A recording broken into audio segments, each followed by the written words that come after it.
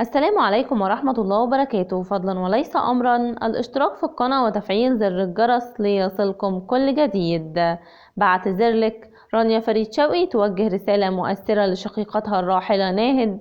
دعونا نتعرف على التفاصيل. وجهت الفنانة رانيا فريد شوقي رسالة اعتذار لشقيقتها الراحلة ناهد عبر حسابها بتطبيق انستجرام.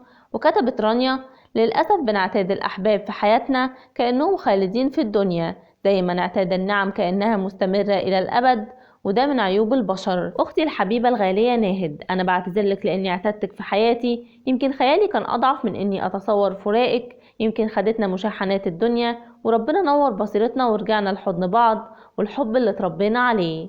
وأضافت: وحبنا لبابا كان دايما بيجمعنا، يمكن لأني اتنسيت إننا بنكبر كلنا، يمكن لأني جيت الدنيا لقيتك أختي الكبيرة القوية العنيدة اللي ما تعرفش حاجة اسمها استسلام وإرادتها من حديد.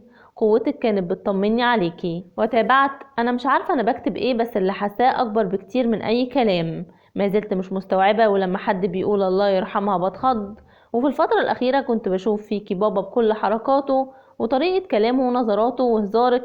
وقلت للأحفاد اللي ما شافوش جدهم: ناهد بقت نسخة من جدكم، لما تشوفوها كأنكم شفتوه. سبحان الله. والغريب ان من الشخصيات اللي بتخاف تدخل على حد متوفي، لانه بيبقى اخر انطباع بيفضل في الذاكرة عن الشخص. لكن لما دخلت وشفت وشك مبتسمة كأنك نايمة وبتحلمي حلم جميل، حسيت انك شفتي فريد ابنك بيستقبلك وخدك لحبايبك بابا وطنط هدى ومها اختنا.